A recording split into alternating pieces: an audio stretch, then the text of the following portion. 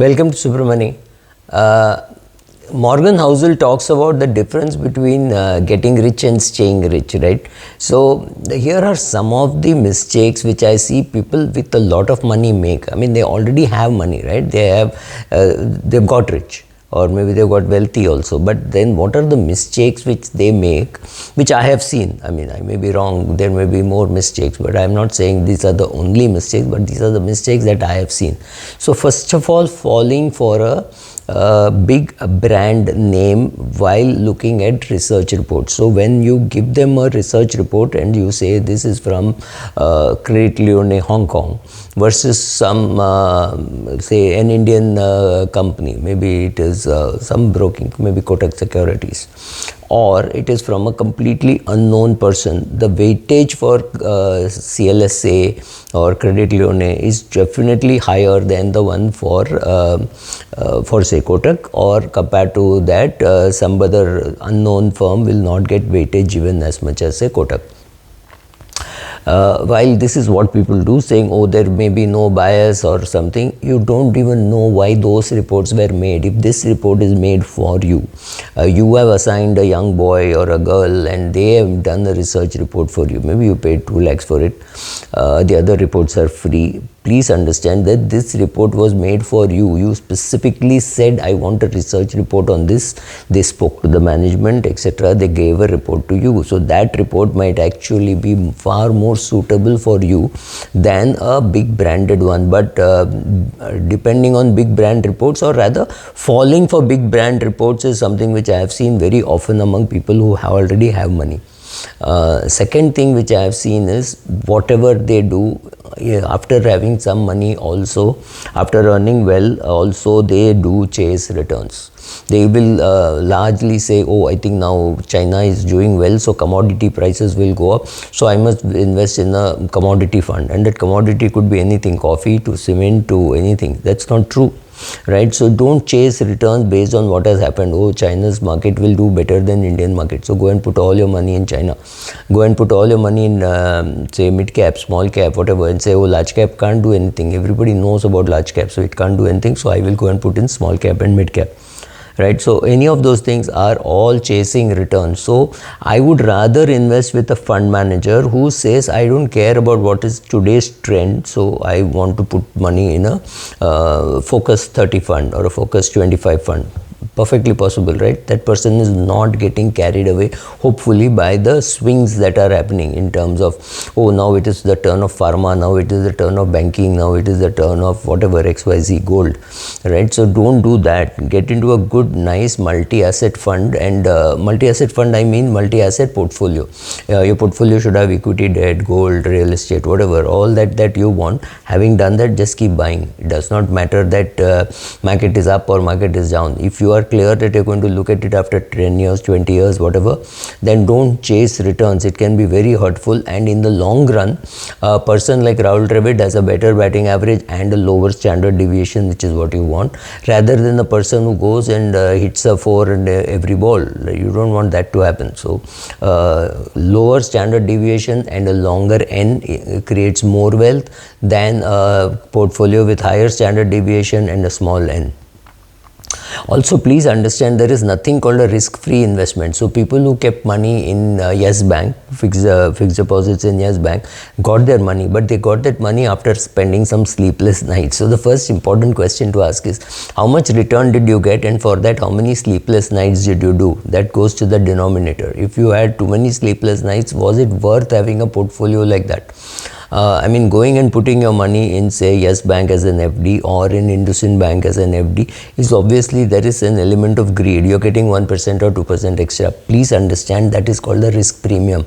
There is nothing called a risk-free investment. Every investment has some risk. Your money in Government of India has risk. Your money, but the money with the Government of India is considered to be risk-free. Anybody else has to pay you more than that. So if the GSEC rate today is 7%, there's a good chance that State State Bank of India will pay you 7.5%. They say, oh, we are almost quasi-equity. So they may be paying 7.25, whereas some other banks may be paying 7.5. And there could be a bank which is paying you 8, one bank which is paying you 9, one bank which is paying you 10. You are taking a higher risk for which you are being paid a premium. Please understand this. It's not free. Following the crowd has a problem that it always leads to buying at the top and always selling at the bottom, saying, oh my God, I think this market is finished. I think China is going to rule the country, rule India, right? So Chinese cars will come in, so Maruti Suzuki is finished. New airlines will be allowed, so Indigo is finished. You can always make all those theories, but don't get carried away and leading to buying at the top and selling at the bottom, which is the worst case of greed and fear. Please perform your own due diligence. Whatever somebody says, that's all fine, but you have to at least look at, is this a good fund manager? Is it a good fund house? Is it suitable for me? Do I have a 10-year waiting period? I'm now 78 years of age. Do I need to do this, right? So all these questions you have to ask. Do the due diligence for yourself, and please understand your risk portfolio. The risk in your portfolio keeps changing with age. What was a good portfolio for me 10 years back? With a larger emphasis on equity may still be appropriate for me, saying, oh, it's okay because my dividend income has maybe doubled twice in the last 10 years, so the cushion that I'm getting as dividend is enough to take care of any other fluctuations, that it may be fine. But if that has not happened, if I have consumed some of the equity and the total equity portfolio value has gone down, that means I need a slightly different strategy, right? So doing this kind of due diligence yourself is important. So do your own due diligence, see how much equity, how much risk, how you want your portfolio realigned. Do you want a different portfolio because of your age, or because you lost your job, or because you lost your spouse? Any of these things is possible. Then there are two arguments to this. Taking a concentrated risk is what has created wealth for most of the promoters in the world, whether it is a Bill Gates, whether it is a Mukesh Ambani, whether it is a Nazim Premji. They have not created wealth by investing in the index. Please remember that. They have created wealth by investing in their own business. Therefore, they have taken concentrated bets. Same thing for Warren Buffett. They've all taken risk with the concentrated asset portfolio. That's what you should do if you want to create wealth. But the minute you create some wealth, you need to diversify to protect it. So that line between how much to concentrate and how much of concentration risk to take and how much to diversify is a call which each one has to make, right? So it's like portfolio sizing. Obviously it is a science, obviously it is an art, but each fund manager has to decide for himself or herself how much of concentration risk they want to take. Same thing for individual investors also. Another thing is, though it's not very common, but people sit on a lot of cash. When a person says, I want to invest 1 crore, it means he has 1 crore cash lying in the bank which he wants to invest, which is fine. But he also has maybe 25 lakhs as bank fixed deposit, saying in case of an emergency, I might need it kind of money. So there is money there also. So take a holistic view, see how much of cash is available in his account or her account, and his spouse's account, children's account, parents' account, right? All that put together could run into a much bigger number than what you thought is going to be possible. So holding too much cash is also bad, but holding too little cash and having to sell during a downturn is worse. So decide on how much cash you want to hold. I don't hold much cash except whatever income that comes and keeps getting added to my bank account.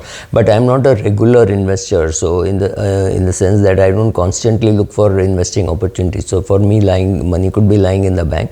But yes, if too much of your money is lying in the bank, let's say 30% is lying in the bank, you're going to get very inefficient portfolio returns. So remember that. Then I've already spoken about adjusting the risk of your portfolio depending on your age, employment status, what your spouse is doing, right? Doing all those things is also important. Another problem is people, when they hear videos like this, or they read or they listen to other videos, then there's a huge tendency of saying, oh, let me just copy it, it'll work. But remember that you have to do your, we said earlier, you have to do your own due diligence, you have to do your own planning or have a planner, whatever. So do all those things. Following the advice of gurus is good, but it's only after you have done your own due diligence, not before that. Also, one more thing I've seen is for some people, they love the compounding effect so much that they don't spend, they forget to live their life. That's also not done. You have to go and get yourself a life. Thank you.